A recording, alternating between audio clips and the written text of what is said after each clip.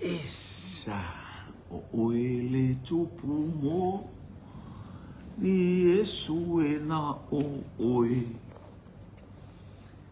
E au le pule tonu le pule e olai.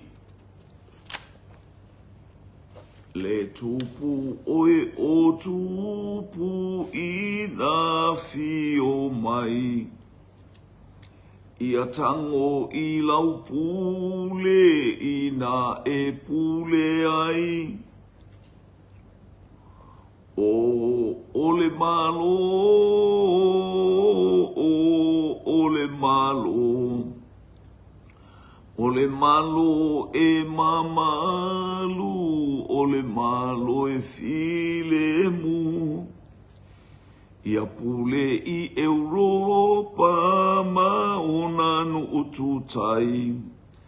Atoa ma Amerika ina e pule ai. O malo o Asia ia faatasia umai. I lo malo alo fale malo e olai. O ole malo, ole malo. Ole malo e mamalu, ole malo e filemu. Onu o Afrika mamata kasafoi. Faapei o manulele ia lato lise mai.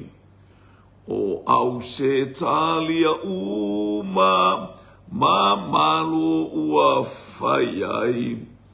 Atoa ma New Zealani ia au faatasi mai. Ole malo, ole malo.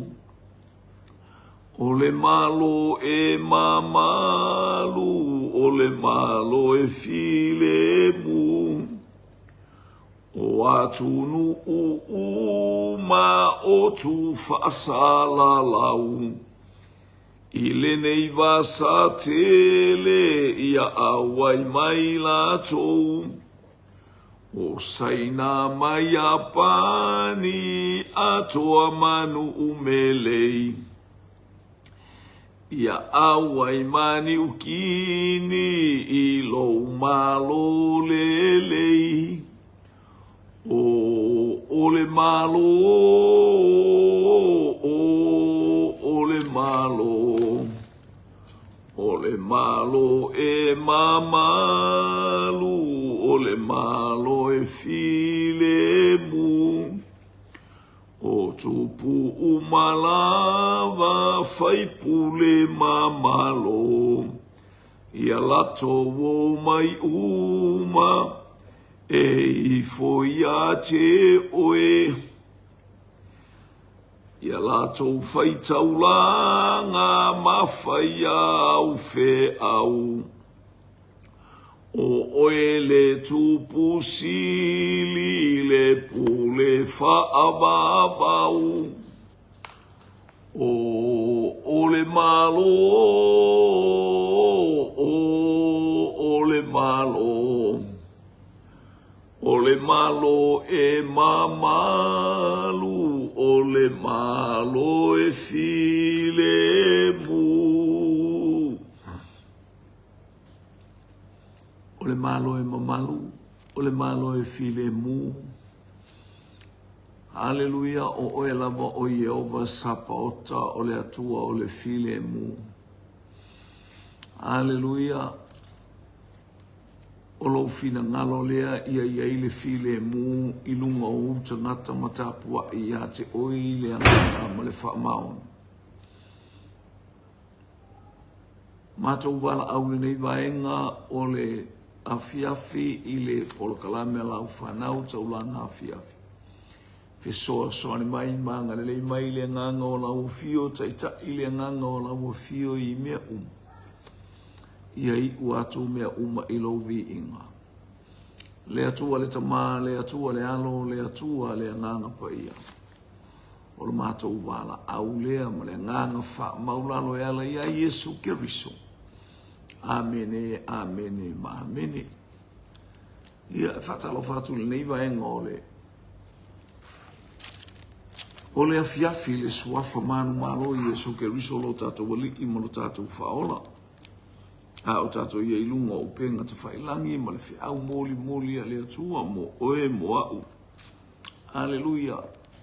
Ia ele manu ia o le atua, ia le pai o le atua. Aleluia. Ia o le o tatou o mai teimi ua umarfu mai Yesu au sefia muli muli mai ia tiau. Ele fai upula na. Aleluia. Ele fai upula na e lua suma le ono le mta upu e suma lua le tusia Ioane. Na ngata mali tatou fai tau nafi ua fia. A fia au ono mai se tasi ia tiau. Ia muli muli mai o ia tiau. O le mea ute ia iau. E ai fo I la au ona. E au ona mai fo I se tasi ia te au. Ona vi ia lea o ia e lo utama. E le tama. Ona vi ia lea o ia e le tama. Vi ia le li. Praise God. Vi ia oe vi ia oe vi ia ita ua pe ata au ona I lea li I ma le loto atoa. Vi ia lea li I mea umalafa. Bla le lo sulfito lo fapi mai. O atu ne ilo loto. Pese a fo I se mea o te whai atu. Lo ta mai, whaola mai ia te au aile nei tu aso. A ole mea lava lea na owo o mai ai ile nei tu aso. Le ua talano Yesu ma wawa I atu iti ngā ma whainga taha. Anga I mai, hallelujah. O manatu o tangata, maloto o tangata, hallelujah.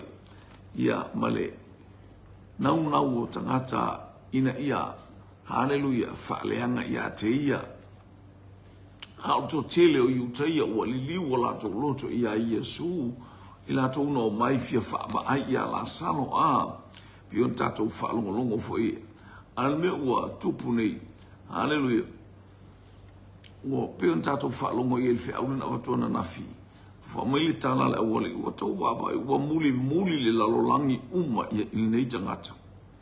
Ona fitau tala ia leo le au farasai o tau tele iloa ea ua lea o ngasa au tau mea fai. No, inga le o tau maina me pepelo a tātou tele ma fai se me le utal noa ngā I le au fai tau langa ma le au fai ngā rue ngā a. Hallelujah. Whauta ua muli atu le lalolangi a te ia te ilo. E muli a e whalongo a tangata ia te oi ona le si ufonga o le li. Tātou te langona mea uma ona o si ufonga whetalai mai o lea tua ia te I tātou I lea teimi ma lea te. Whalongo fo I le lololangi e whalongo I ti ngā I whainga tā. Ai langu mai Yesu o le mea uti alu e alu aila o onga. O le mea uti no fwai no fwaila o onga. Vi ia la lea tua. Praise God. Le lau tātou o mai le lua sulu. Hallelujah. Lua suma. O lo atu nei lo loto pese a se mea uti whai atu. Lo to mai whaola ma ia te au. Ma ia te au aile nei tu aso. A ole mea lama lea na o mai ai ile nei tu aso. Io o Yesu na saulava. Ina ia ta pena lona nga ia tu ile sa tau. O mea na valo ia. O mea uma na whaalongolongo le nu. Upun whai mai ai i antusia teu te no me lua suma le valu. Se fulu ma le valu. Tau te no mata upa se fulu ma le valu. Aron whai upa su lima ma le su ma le valu. Na tala noa Yesu e whatuina mai so to uso e pe o au. Tau te whaalongo I lona leo. Tau te whaalongo I a te ia. Hallelujah. O mea uma e tau talai. O mea na ia sauma ia mai le langi. A whai tau tala se profeta ai le tau no. O wane I o tau whewhewe ai. Whai upuna e suma le balu. Via le li e se le mana I o le. Lea la watala noa Yesu praise ka ranga e le mea na sau e whaatino. O le whaatau no ina le o le profetanga a Mose I tusia te utan no.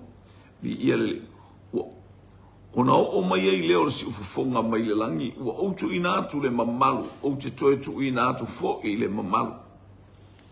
O whetalai mai le atu au whaalongolongo tangata.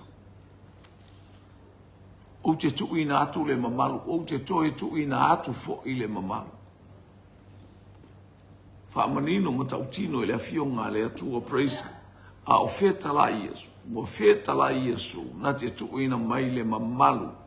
Hallelujah, ilana whanau, praise God. If tuina mai fo i ele atua le mamalu ilona alo pele o Yesu Keriso.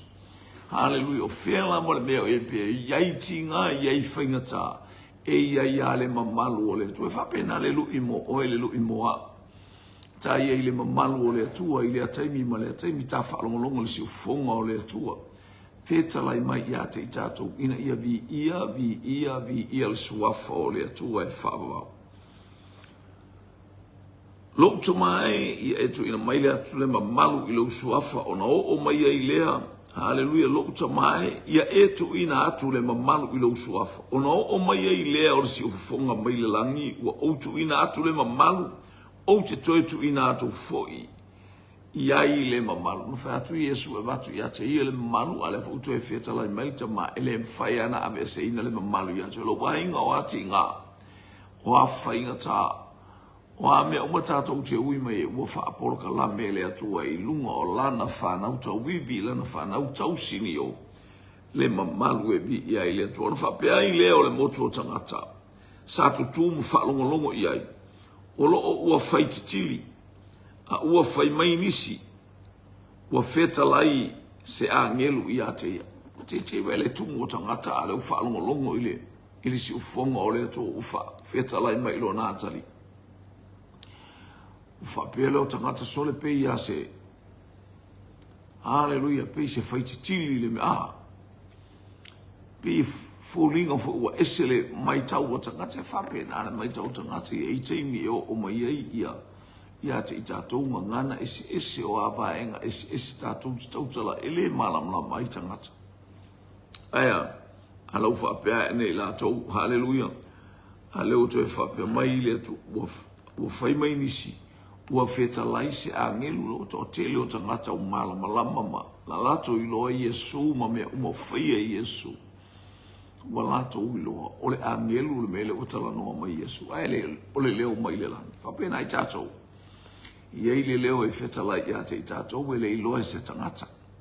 E le iloa lama e se tasi. Aua whetalai lea nganga ia te i tātou i lea mea, ma lea mea, ma lea mea.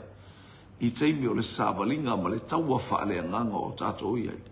Ma le tau sinionga a o tātou iai i le sa ilinga o nganga mo le malo le tua tōrus fulu.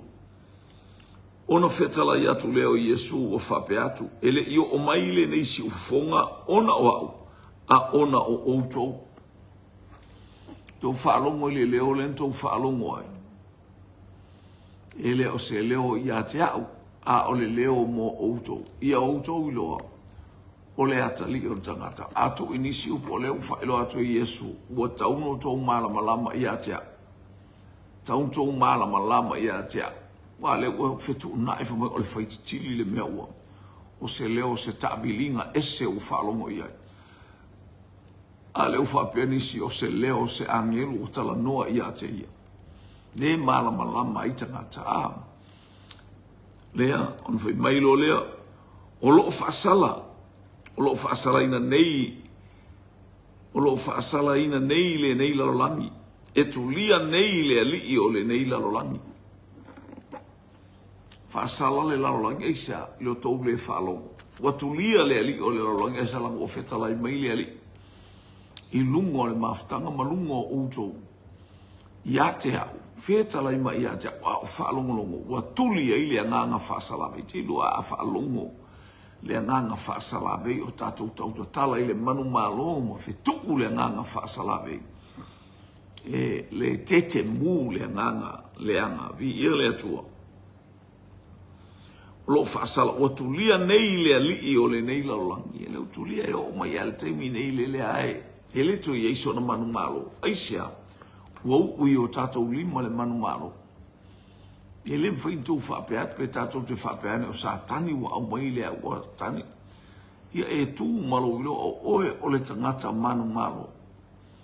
Hallelujah. Ma Yesu e maua outou i pōpuanga, ia outou loto te tele, ua ou manu malo, loto tele, ia outou ono sai, ua manu malo o Yesu. Elena na tātou tauta ua le suafa o Yesu, ai o tātou ilo o ia o le manu malo, ua tātou manu malo ai pia lava, praise God. Toru sumalua, o au foi, a whaia si tia u aile ele, o te tōsina unga maita ngata ia te au, ia le u tātou whalong, o au foi, a whaia si tia u naile fonga ele, o lo tala noa i lona toi tu, o lo tala noa fo i lunga o le sātau. Hallelujah, matala noa i lona toi tu manu malo, e whate ia le atu lau ma le lalolangi ume o ia te i tātou. Ua o ma ili nei, o le turu inga le nei o le lalolangi o lo tātou i Samoa. O le turu inga le nei o le lalolangi o tātou, alea, o tātou whalong, nea. Po mai awha yesi tia una ile funga ele. Tātou o esi tia le sua fo Yesu, uma, wa fio Yesu ile lang. Tātou te le tau a bea Yesu ua ile i tū tamatau. Ale mana onga le ia o tātou whailo atu, o ia o le ali i o le ola. O ia o le tupu o le whaababau. O le ingoa e sili ingoa uma o le ingoa Yesu Keriso.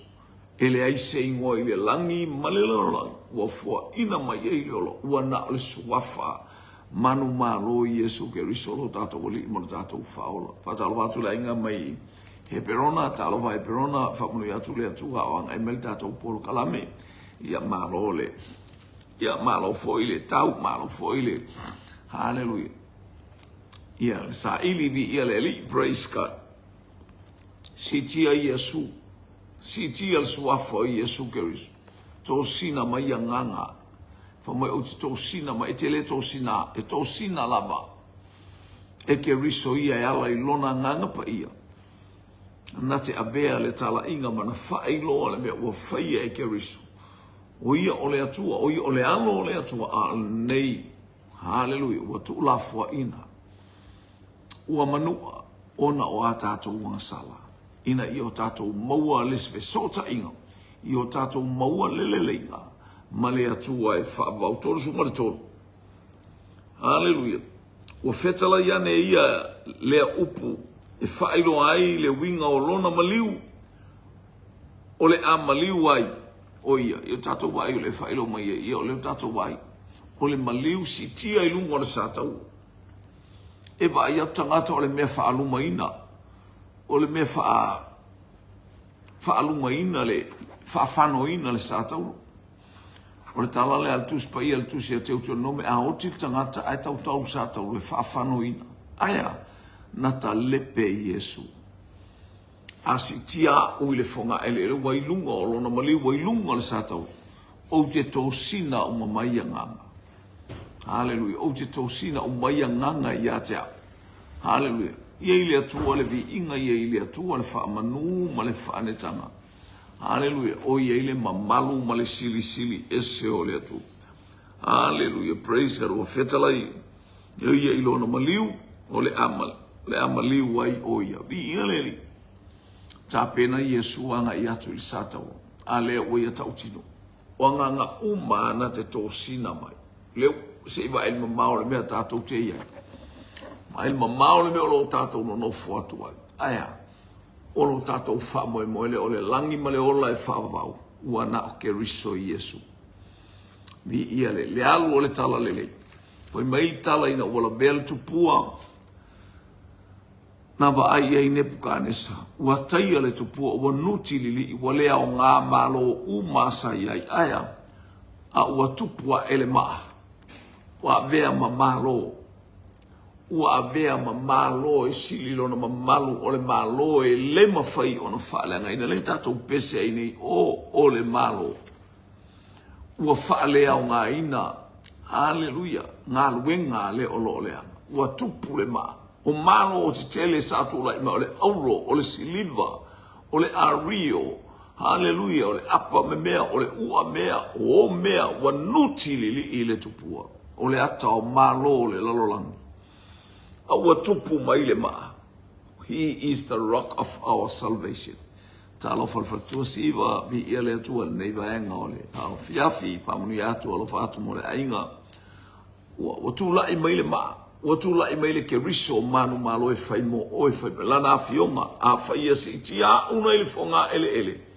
Tō sina ma a nganga ia ua tumu ua tupu le malo fai mai tuspaia ua tumu ai le atu lau uma. Ua tumu ai le lalolangi o le malo ke riso. O le whamaile o le malo lea e le wha umatia. Ai wha ababau. Ia leli. Ua pero feta mai tangata winga i le malo. Lo tātou malo. Le malo tātou tēno nofo e lo le malo Samoa. E lo le malo New Zealand, e lo le malo Australia. A ua pero feta ane tangata. Hallelujah. Ma whapea ona tātou whaalongoina. Le winga o le malo ua tātou tutua nei o le malo e le wha umatia. A uma atu le nei ola tātou te iai pe a o uma le ngata anga o mea uma. Ai whatula i mai tātou le malo sili. Hallelujah. Ele ai se malama lama o se lai pupula, ele ai se malama lama o fetu ma le masina. O le atua laba o le malama lama, praise karo mai ele tusia whalinga. Iawi ia le ali i. Whaamu ulona suafa ele au noa tolu sumare wha. Ua tali mai le moto o tangata i ate ia. Ua matou whaalongo i le tula fono. E tu maupea le ke riso e whaavavau. Neu walanga mai le tula fono. Pe whapefia foi ona e whai mai e tatau ona si itia ilunga o le atali o le tangata. Wai e le nei atali o le tangata o tangata le malamalama. Tangata le malamalama. O tala ia e whai e tangata ia e telea ili e whai fia au. Tino tala na whai e Yesu ia ni ko te mo o oe o le a o. Ai te le malamalama. Mata upu e tolu o tuse Ioane alon whai upu e se furu e nai whai atu. O oe ole a oa o iutaia, ai te le malamalama le mele tate tala noa. Peno vatu e angi le matangi le me loto ia. Ai te le ilo le me sau. Ta pena le ata o le malo le atua. Ma awina mai ole a nganga pa ia e alu. Me e fina ngalo ia ile a nganga pa ia e fatanu ele ilo e stangata. Ele ilo e seisi. Wa tofa ele nganga pa ia na fa murianga lingi mai lunga o lana fana o e tapuai ile atua ile nganga male fa mau. Hallelujah. O matou fa longa le tu la fono e tu mau pele ke riso. E fa va pe fa pe foi ona e fai mai. E te tau ona si tia i lunga o le atali o le tangata. Ia vi ele atua tatou. Fa longa ile nganga pa ia na te tala ina i o tatou loto e o foi ile awaenga ia sa le malamalama tele se taimi sa le malamalama le whenga inga tuai ele aise nganga pa ia so na o atangata la ia so na o tangata ai sa tu ua ele atua iona taimi wa atofaina iona taimi wa wha apolokalame le atua wa o le taimi e wha atoa ai le apolokalame ma le apolokalame le atua hallelujah ona fatula ele atua o le fuata malona lo ape fa pena le win le foi o mai taimi o mai ke riso ia le utala no tangata la tau te whaalongolongo na le whaalongolongo a ele malamalama fai mai a fio mai le ke riso a le whaafsanga i mai le ke riso ia tātou te le whaitio ia Isara elu mai utai ai sea ele ia fio i fole nganga pa ia maola ulu ile na ia te oe po le alfa mai wa leva na eloto le alfa mai o oe o le tangata wa e o ai o le mana onga ia le whaau unga le nganga pa ina ia tala ina le mamalu ma le silisi le se ia ba ai o tatou mata whaale nganga ma tatou tali tonu i le mata utia ole Yesu le a tatou te o ia lava o le keriso wa whaatali tonu ina i tatou aisia ona ua tātou feinu i whaamanuianga lea ngangpa i ua tātou ai le upu fola lea tua ua foa ina mai i ate i tātou mō tātou wanganga e whaamaoni lama lea tua i mea uma Samoa le ainga o le whaatotua e peon tātou iei i le nei vaenga hallelujah o le afi praise God hallelujah ua tali mai le moto o tangata i a te ia, ua mātou whalongo i le tū la fono, e tū mau pēa le ke riso e whaavau pe whape whiona e whaime ia e whape e nā pe atato o le tūlafono o le tūlafono o le tino a e loa la le tino e mawai e le aise mea mawhai le tino a olo sa ili le tu lilo whale nganga leo mwhai ai ona wha mala malamaina le awhionga le atua i ate i tātou o lo tātou i loa wasi itia le atali i ora tangata e le ngata ina maliu to e tū ua i le tū tamatau o le atua e whaabawau o lo fautu o ia o le fautua o ia o lo fautu atu aleluia ina ia whaamanuia mo i tātou o langa o le whanau fili ale atu o whetala i atu ai leo Iesu i ate i latou e toi titina i aso e iai ate o tou le malama savavali ia manu o i ate o tou le malama ne i maua o tou e le pongi sa o le savali le pongi sa e le iloa e ia le mea e alu iai e le ufa iloa mai le malama o Iesu Keriso pe ana ufa i atu e talo nofa a perofetanga haleluia e fili le mafau o tangata whaafia popoto mwhaafia atamumani ale ua feta lai mai le atua haleluia sava balia manu o ia te autou le malama te ilo Iesu o le malama so se mea tate o iai e tate ana iai o ia lava o le malama e malama e mea uma tatou te iai ia leli so se mea te whialua iai so se mea na e ta otua ele malama ia te o ele mea tauna whai o e malama ale ailo Iesu ma le o langa mo tatou o langa ia na bea lo leo o i tatou hallelujah praise God ona bea lo leo o i tatou ia matangata o tatou sava vali le pongi sale o tatou whalomon whai pule tō suma lima ona whetala i atu leo Iesu ia to e toi titina i aso i ate o tou le malama e leo tala no atu Iesu e leo koe maus kem kap ke mafukai e winga ia Iesu o Iesu wale tau tala e winga ia te ia o ia o le malama hallelujah praise God sapa valia manu o ia te o tou le malama awa ia te tātou lo le whau unga le nganga pa ia sabali malama awa le toe sabali fete pa te pa awa le sabali masa o salo po o sao e ringa ime o kearu e le se tangata whapena e la unga tu spa ia fola tu spa ia te le malama i le anga i mai mali mea tātou te anga i e tāloka tito malo soifo e lau sunga ia vi ia leli praise God ia ona tātou malama o i tātou fo le whanau le malama o mea uma e tutupu o mea uma e ali o mea uma e tātou te wa ai masesila iai o i tātou o le atali o le malama tātou te sava wali fo i mea malama ai vai atu i tangata e whaapongi sā mea lai o iai e te e o fo i lau tau tala e lo mai ia e pongi sā tātou tau tala pe tātou whaitau antuspa ia tātou tau tala e aon tātou tau tala o i tātou o le whanau le malama o i tātou o le whanau o Keriso mi ia le alii hallelujah mai leo whai ungolo a sabare manu o ia te o tōle ma ne i maua o tōwi le pongi sā o le savali le pongi sā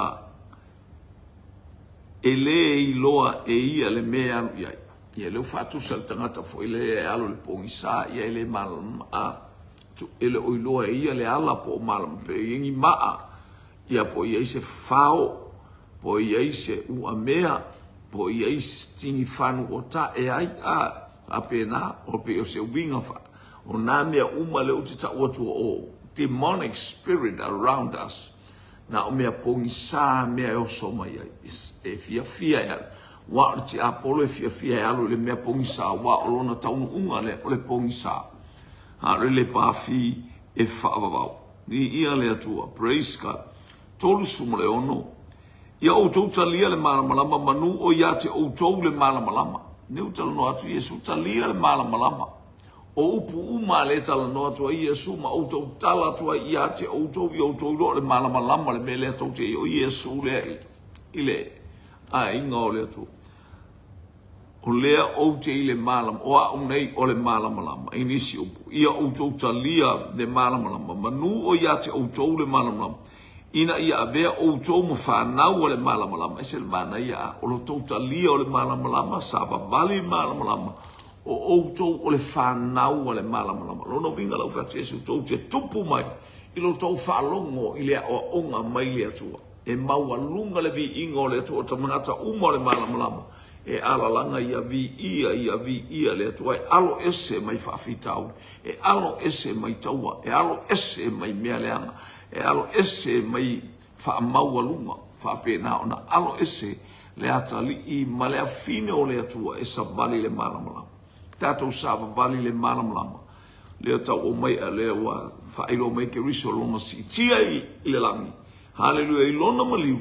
O ia lama o le malamalama e ao o na wha malamalama ina tangata uma e amata mai Yerusalema e o i tolu inga o le laulangi. Le pei o la na fionga na whetala iai. A fio i fole anganga pa ia. Hallelujah.